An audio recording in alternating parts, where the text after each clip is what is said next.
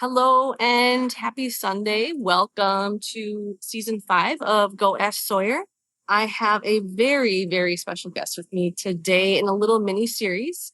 I have Toya with me from Universal Teas, and we are going to collaborate to talk about healing and what this might look like for us. She has amazing thoughts and ideas around this on her podcast, which you all need to go check out.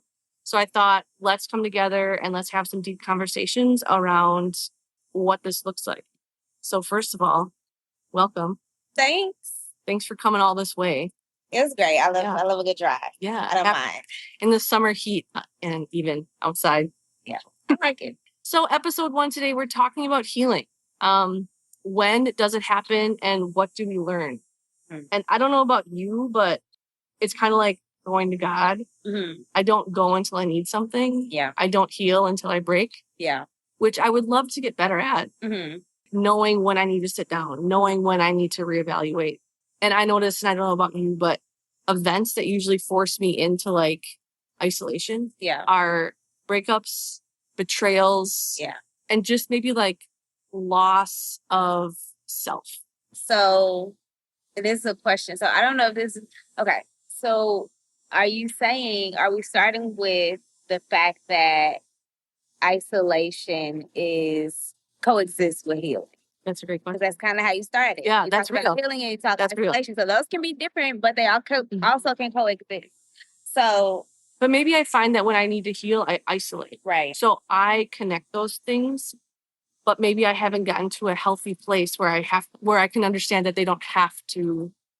Yeah, because and I think this is getting ahead of our questions, but I think healing looks different for some people. For some people, healing is isolation. For other people, healing is community.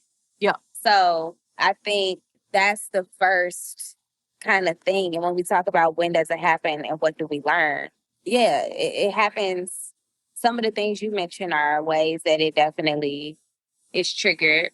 For myself, I think those things do constitute healing. I think just trauma, recognizing trauma requires healing, because I just recently have had realizations that some things that I thought were the norm for me, just like in life and growing up and family dynamics, were normal. But now as I'm trying to navigate my personal womanhood, it's like, that is the reason that I can't do this thing. And I didn't realize that they were connected. So now I'm healing my ignorance to like certain things. So, is it ignorance, or is it just like, I don't want to say blind, but like if you're brought up in this certain way, like that's all I know. Yeah. So then it's like, whoa, there's just, this whole, what? Yeah. I think it's ignorance to the world, like ignorance in the literal sense. Like I didn't even realize that I was in a bubble this whole time. Like I didn't realize I was in a bubble. So I think that realizing that you have to rewire your whole psyche around certain things in order to get to another level of like what you deem as success, it's traumatizing, and that's something that you have to heal. So how did it? Okay, so you said you've been in a bubble, and I've been in those places too, where I'm like, I did not realize I was here. Is there anything that made you realize you were in a bubble, or is it just kind of like life in general? Yeah. So it's happened several times. I think because I'm more mature mentally, at this season of my life, I'm realizing it more. So the first time I realized it, and it was cultural, right? So I grew up in a community that was very Black, right? A lot of Black people named that they didn't have a teacher who wasn't African American until whenever, high school, college. My story was actually the opposite. Okay. I was never around people who weren't Black. Okay. Until I was in high school. And so that kind of bursted a cultural bubble for me, because for the first time I'm like immersed and my high school was extremely diverse. Okay. Like it wasn't just white Black. It was literally like every culture, ethnicity, religious background you could think of. And so that was the first time I was kind of like, that'd be a shock. Like, this is what's going on here. And I had never seen it. And so that was the first like event that made me realize that. And then I think now this is my first time in my current job being the only Black woman in the space. Okay. because I've been in diverse spaces, but I've never been in predominantly white spaces. So that's a first. And so it unlocks this whole different level of like empathy and navigating. And I don't question my professional practice per se, but it definitely brings about like second isolation. Yes. Okay. Naturally, because I can't express myself in the way that I naturally do because they might not know what I'm talking about. Or they might judge the way that I articulate in a certain space. So, and you probably, I'm guessing, wouldn't have thought about that before. Never. And now you're like, let me just twice. Yeah, okay. It's like I got to think through what I'm thinking through. That's and I've never. That's a lot of brain power. It is. It is like that's a lot of brain power. Okay, so coming out of the bubble, have you had to heal? Like, is that triggering you to heal parts of yourself that you knew, or like unlock parts that you didn't even know were there? I don't even know if it's you, but maybe even just like the way you see. So I don't think it's something that I necessarily have to heal. It's just a perspective. And that's just one idea of like if events, because I think you asked like an event that made me realize I was in this certain bubble. Yeah. So those are like real world events. But I think those like shifts that you kind of mentioned, like with breakups or like all the things and grief is something that I've been navigating over the last month or so. Also are things where it's like healing looks different in all of those settings. Yes. And I'm even thinking I'm even thinking like grief of friendships. Mm-hmm. Like losing a friendship. I think I have that actually in a different episode. We won't get too deep. I won't jump. But yes. But like grief of friendship, like that's going to be a different healing than a breakup. Absolutely. Or even like losing a family member. Mm-hmm. Or you stop talking to a family member because you realize we're not clicking. And I've had to deal with that this last year too. And like that was really weird. Yeah. To pull back some people pleasing things that I love doing. People pleasing is the word. I'm in recovery. I'm in recovery. Yeah, it's very chronic over here. So what does healing, like now I want to talk about like what does it maybe look like for you? Like when you and myself, like when we're going through healing, not everyone starts a podcast, but what does it look like? What are some things that you go through or that you feel? I guess, for example, like I isolate, I go inward, even though I do love community and friends. Like, initially I have to just like sit by myself. I do a lot of crying. I do a lot of questioning of like, who am I? What's going on? But it's like, I almost need to like shed. I don't know if that's like my shedding period. Yeah. I think events. So, okay, what was the original question? The original question, what does healing mean to you? What does it mean? Or what does it look like? Okay. For me, I also am a chronic isolator.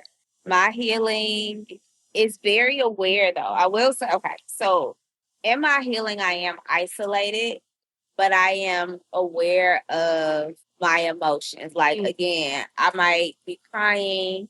I'm in tune with my anger. I'm in tune with the shame. I'm in tune with guilt. So my healing is isolated but honest. Okay. My healing is, like, I think I'm still figuring that out because I'm in a new space of healing. Okay. But yeah, for me, it is isolated, it's quiet, but it's aware. My healing listens a lot because once I'm rubbed the wrong way or like once something doesn't make me feel good, I isolate, but I'm watching it from the outside. Okay. I realized too, I have to be honest with myself. I'm a chronic ghoster. Oh, I feel like you've talked about this on your podcast before. Yeah. You've talked about this. Because I don't like confrontation. Okay. And so if I feel in certain scenarios like offended or when I decide I'm done, I don't let you know I'm done. Okay. You're just done. I'm just gone. I just am no longer a part of your life. Which I'm not going to lie, I find so much strength in that because I can't do that. You want to talk? I want to talk. I want to know why you hurt me. But I think that's because like I'm chasing validation and I wish I was better at being like, we're done. There is no explanation. Yeah. You don't even know why. Yeah. So I find strength in that only because I have a hard time letting go, but that's like a valid, like, and so do I. a choosy validation-y thingy. Yeah, and I want to say I have a hard time letting go because I'm thinking about all situations like family, friends, love, all of the things I can ghost. And for me, it's not, it doesn't feel strong to me because I leave or I decide to ghost after I've let things happen over and over again. Instead of stopping it faster. Instead of stopping it, instead of naming, like, this is what you did that I didn't like, or like, this is why I'm not happy at work. It's like I get to a point where I just kind of watch you do the same thing over. Like, I'm not going to tell you about it. I'm not going to. And so to you or to the person, and I have to be more honest in that some people deserve to hear that they did something wrong, or they don't mean it, or they may not. But I also am like, yeah. Like, and you then knew when what you were doing. You do, because that's a whole nother something that I plan to explore. Is people act like they don't know, and this is people that are close to you. Yes, I could see if it's somebody I just met, and it's like, oh, I didn't know that would hurt your feelings, or I didn't know you had a problem. You knew good and well. Yes, especially you know me. You know me. You know me enough, and you know I know you, so you know I know that you was on some bullshit. And now you're going to pretend like you don't know why. So it's that for me too. Like, people try to just act like they didn't, even in work situations. I've had to tell people at a previous employer, like, no, you're not supporting me. And I've told you several times the type of support I needed to be happy here.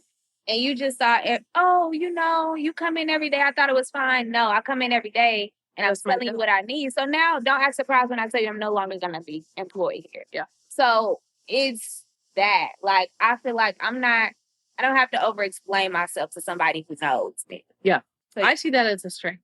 But I could see it from your point of view, too, where you're like, how could I maybe say it sooner? Yeah. I feel like it's immature sometimes. Because I ghost people. That's not, like, I just disappear out of people's lives. And they probably don't know why, but you know why. So, anyway, I don't know. Also, that could be different. You're going to explore that. Yeah. I'm going to explore it and articulate it better. So isolation, ghosting, sometimes I think sitting with emotions is very, very hard, at least for me. Like, and I'm trying to get better at, like, I'm feeling really sad. I'm feeling really, really angry. I'm feeling really shameful. And instead of like trying to cry or do it, like, just like sitting with it. Like, why do I feel this shame? Why do I feel this anger? And that's where I've been trying to get to myself now, because I feel like the more I can get to the why, maybe eventually in partnerships or whatever kind of ship I decide to be on, like, I can articulate that to the people around me. Yeah. I feel shame when this. I feel angry when you do this. Yeah. That's hard. And that is something, shame, guilt, and fear are like the big three in my life over the last couple of years that I've been letting navigate and like steer. And I think those emotions are things in themselves to heal from. Yes. Because why? And I had this thought today, actually, when I was at work, because like I was just telling you, I decided to like launch a consulting company. And so I feel like in my chest, I call it anxiety. I call everything uncomfortable anxiety. Yeah. And I had the realization today, like, that's not anxiety, that's your call to action. Oh, so are you scared? Like, is it your past, or is it, what am I trying to say? Are you self-sabotaging? Yes. Because what it is I'll be in a moment where I'll get like this rush of like ideas. Like, okay, I'm a consultant, I can do this. These are the companies I can reach out to. These are the people I can talk to with the podcast. Yeah. This is where it's going to go. This is where it's going to do. And it's almost like, oh, no, that's too much. You can't do all that. I think I am. Who do I think I am? You can't do all that. No, like, scale it back. And I call it anxiety, but it's like, no, you made that call to action into anxiety because you're more familiar with that. So what part of you do you need to heal? Like, who's been telling you? Where did you get this idea that you can't do all of that if you've already gotten it downloaded from God into you? Yes. Like, if the thought is here, it came from somewhere. Yeah. So, like, why wouldn't you? It would have went to someone else if it wasn't. I 100% believe that. But I know that feeling of like, oh my gosh, again, it always goes to who do I think I am? Yeah. But everyone's doing it. There's people all over that are just doing very mediocrely too. Is mediocrely a word? But yes, we're gonna make it a word today. Mediocrely is all the time, and I see that, and I'm like, I could have done that. I could have done that. I could, and I'm like, but that's me. Yep. I'm getting in my own way. Yep. And the thing about shame, real quick, is I've been trying to figure out if I'm feeling shame for things, or if other people are making me feel shame. I think shame is an inside job. Yeah. Do you think other people can put it on you? No. Okay. So you think it's mostly you? I mean, I think a lot of it's me. Yeah. I know I'm not usually in alignment with my character, what I'm doing, which is why that's coming out. I think shame is an inside job because the same thing, think about it like if you trip and fall. Yeah. You can even be like, this is so embarrassing, or you can laugh at yourself. So I think shame is kind of that same thing. Like, oh my God, I'm ashamed that I'm so clumsy. And it's like, girl, that was funny. Just get up. That shit was fun. Like, get up. And that reminds me, I just fell recently. Oh no. Were you by yourself or with people? No, I was not by myself. Shoot. I was, and this is gonna sound like weird, but it was needed. So it was actually the day of my grandmother's funeral last month. And like everything was all over. And so me and my sister and brother and my nephew were like getting in our cars to go somewhere. And like I missed the curve. Oh no. And I fell and rolled. Oh. You had the roll with it. And my nephew, who's 16, is like, oh my gosh, are you okay? And I just like popped up and my sister's like, did you fall? I was like, I did fall. And it was just, we all needed that laugh. But in that grieving time, I could have been angry. I could have been just like, right. I could have just made the day work, but it was hilarious. Like, I love that. My nephew didn't even try to catch it. He was, oh my gosh, she's rolling. Oh my gosh. Did you just fall? Like, no. So maybe that's also a self-esteem thing. Like the stronger you know and feel about who you are, not much gets to you. Yeah. So like that shame is like, I did it. I felt whatever. We're still moving on. But I also think with shame, you have to, that's where the healing has to be that's where the healing has to be kind of determined, because I feel like the feeling of associating shame with things that happen to you are rooted in something else. Like there are things that I've done in my past that I didn't feel shame for until someone else presented it from their perspective. And now I'm like, well, maybe I should be ashamed of that. And I think that's what you mean when you mean people put shame on you. Yeah. But no, because if it was like, I could still be like, yes, I did. This happened. Like, whatever. Like, if you upset about it, I don't got to be ashamed about it because you don't feel this way. Like, no. But yeah, I think it's an inside job. Just like happiness is an inside job. No one can make you happy. Nobody can make you happy. Not you even might feel happy. Yeah, you might feel happy around them, but at the end of the day, it's really like it's literally you. And I mean, I just shared with you a little bit, but like I have been on this little journey of like loving myself so freaking hard that anyone else who comes along has to look at me and be like, dang, that's her bar. Yeah. Goals. I'm trying to get there. Like I am my favorite person ever. I want to be. Yeah, and I'm working on that. That's where, I mean, it's really hard to do, and it feels self-centered sometimes or like selfish. But that's healing. But that's also like, but why? Yeah. That's healing. That's healing. And here's the thing, too. This is not going to end the episode. We're going to have more things to talk about. Yeah. I also, if I'm being completely honest, I'm tired of hearing about healing. And this is what I mean, because that could be like, girl, why would you agree to come on this podcast? No, that's fine. Because sometimes I'm like, I feel like the concept of healing is trending. I feel like it's like a TikTok dance at this point. That is like we're all gonna heal, but are you? Yes, it's a decision. Like I feel like we are in this, and I have to be honest with myself. That's kind of the season that I'm in right now, going into my own podcast. Is like we're getting comfortable with the down feeling. It's almost like healing and being sad and depressed is like a marketing scheme sometimes. Yes. And it's like, ain't nobody healed. Nobody. Like we're all still in the down here. Like I refuse to claim healing as a lifelong process. No. I do think it's lifelong, but I don't think it needs to be. Well, and that was one of the questions, like, how do you know? Is it ever over? I think we associate healed with happy. Yes. Okay. And those are not. And like once I'm peaceful, then that means I'm healed. Yeah, no. No, because someone's going to come along and trigger. But how are you going to handle that? Like, which to healed me is having a toolbox. Yeah. Healed is like I'm going to be sad again. I'm going to be angry again. I'm going to be hurt again. I might be jealous again. I might experience shame again. But I don't let it become my identity. Yes. That's healed. Healed is not happy. Correct. They're not synonymous. Right. Because you can be very unhealed and very happy. Yes. You know what? Sometimes I wish I was more ignorant like that. Because I don't want to know I don't want to know all these things. And yeah, like I've had that thought. Some of the most unhealed people don't even realize that they're unhealed. Yeah. And I be saying all the time, I think I'm so stressed and distraught because I want to be great.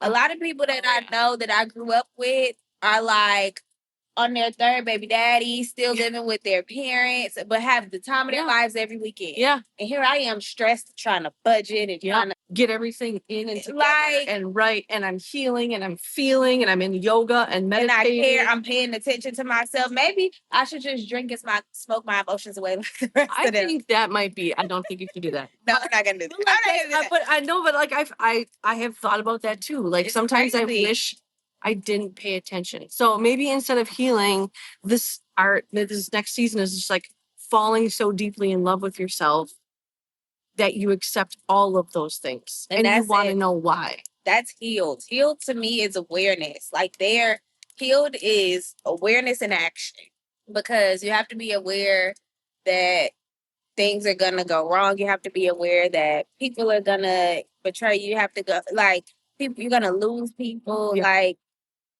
healing has to be awareness, and I think that's it. Heal, like I'm gonna be healed, and it's not. I'm not gonna always feel good though. Yeah. Like it's not gonna always be yoga and sunshine and meditation. And I might not always handle things the way I want to. Yeah. In my head, like I want to be so put together, but sometimes I might lose my shit, and I need to be. Once I love myself deeply, it's going to be like, and I'm completely okay with that.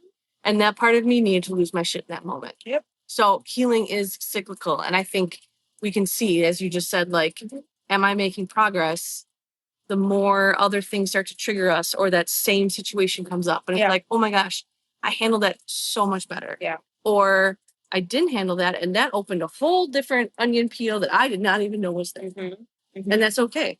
So speaking of toolbox, toward the end here, I have, before I move on. Yeah. Why do you think healing or loving yourself is so hard for people to do? Because we let other people in too deeply. We do it subconsciously. And I'm speaking from my own experience. One of my favorite quotes on my podcast is I'll be just telling my business. Yeah. We let people in. We don't have an awareness of our subconscious. And we subconsciously compare. Yeah. We subconsciously, take on these roles and responsibilities that were never assigned to us. Yeah. Healing is hard because we think that it's supposed to be pretty. Healing is hard because we think healing is happiness. Yeah. I think healing is hard because we lie to ourselves. We suppress our emotions. I'm a firm believer that every now and then people got to get cussed out. Yes. And everybody, I'm not telling y'all to live your life that way. Just once in a while. Once in a while, people got to get cussed out, and with love. You need a good loving cuss out. And you can tell when someone cusses you out from love and when they're cussing you out in anger. Yeah. Well, no, it might be anger, but they feel different. Yeah. It might be like a loving anger. Yeah. It might be like, it's like when it rains when the sun is out type of thing. Yes. So that's cute. I like that visual. I like that visual. So it's like, I might make your hair frizzy, but look, the sun is shining. But it's fine. I was also thinking sometimes we put too much responsibility on other people. Yeah. But that's going back to the happiness comment that you said. And people are so unwilling to like look at themselves. Yeah. Because they want to put it on someone else. Yeah. Responsibility is heavy, especially when you have been wrong. Yeah. When you have done things that are not good. when you lived a life at one point that now you are not proud of, but that's still you. You still have to go and you got to go acknowledge that part of you that was that did do that. And that's the only way you can move forward. And I think too, healing is hard thinking about that because we allow ourselves to stay stuck in ways that people know us. Yeah. So let's say I know I've progressed and healed. I've changed drastically from who I was at 21. And so now at 31, there are people who have not been affiliated with me in this phase. So sometimes I allow myself to go back there, and that's where shame is because it's like, oh, now I'm ashamed. Yeah. Or now I'm trying to defend who I was then. And it's like, no, actually, I have nothing to defend. Yeah, that was. I did. It's done. But now, so are you going to sit with me now or are you going to stay back there with that? Yeah. So, yeah, healing has to come with some level of like ownership. Just take it. Ownership and not like internalizing. Yeah. I wish people knew like the more they would just take ownership for stuff, like the faster you could get through emotions, life situations. Yeah. And this is backward advice because I ain't even there yet. I'm working on it. But I'm aware. Like, I haven't owned everything yet. Like I know the things. I'm still working on it. Yeah. Okay, so working on it. Toolbox. What do you have? Like I have a list of what I have in my box. Okay, I want you to go first so I can get an idea. Okay, great. I might steal something. So journaling, of course, like anything on paper. Toolbox, moving my body, like just walking and sitting in the grass. Sometimes laying in the grass. My Bible. Meditation, and it took a long time for me to be able to like meditate for 10 minutes. Okay. But just sitting, my friends, crying, and just like letting myself cry and like scream in a pillow. Yeah. And then books, like I have stacks of books. Yeah. There's certain ones that like the Four Agreements, In the Meantime, Loving Bravely, like there's certain ones that really stuck with me. Yeah. So that's my little short list I have. Okay. What's in my toolbox? Child. And music. Just different types of music. Okay. Child, I've been in therapy for like the last 7 months consistently. I don't even have therapy on here. Listen. Look at me. I've been in therapy. I've been telling that woman all my business. I love therapy. I'm getting more and more comfortable with it. And that's the thing too. Like therapy used to seem weird because it was like I was not triggered. I was scarred from telling people very deep things about me. And I did, and then ended up it not being safe. So I had to get comfortable because it's like you're a stranger. And I know you a professional, but you probably going home telling your husband my business. But I know you're taking notes. It don't matter because I don't know your husband. Yeah. So, but therapy is in my toolbox.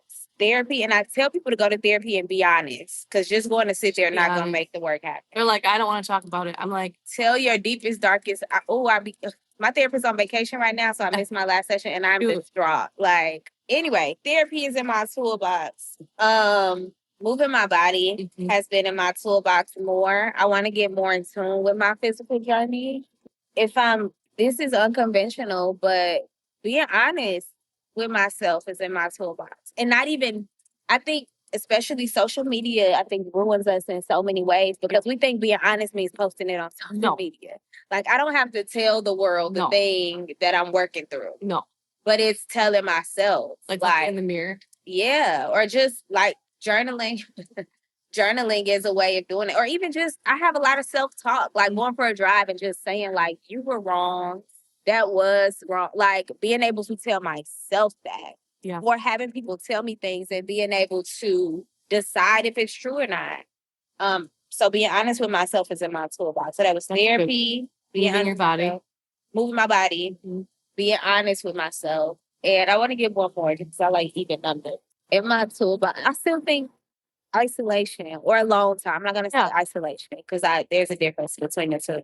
Being alone, being with myself. Like cooking dinner. I love watching a good show. Like just. Yes. Pinterest recipes and wine. Yes. I've been loving that. I like that for you. So yes. Okay. That's a good toolbox. Yeah. I encourage everyone listening, like get a good 4 things in your toolbox. So like when you're going through something, when you're healing, loving yourself, something triggers you. It's like, okay, we're going to go for a walk before we process. Yeah. We're going to look in the mirror. Like that is so, so important. Yeah. Oh, to add to that too, and I know we're about to wrap up. Yeah. But you're good. I think I like that you said 4 things, because another way that you build trust, and I actually asked in my friend group about like how do they build confidence, but I think this also applies to like if you're healing or you need to, if you're in that space, is not overwhelming yourself with strategy. Yes. Because the more consistent you are, the more you trust yourself.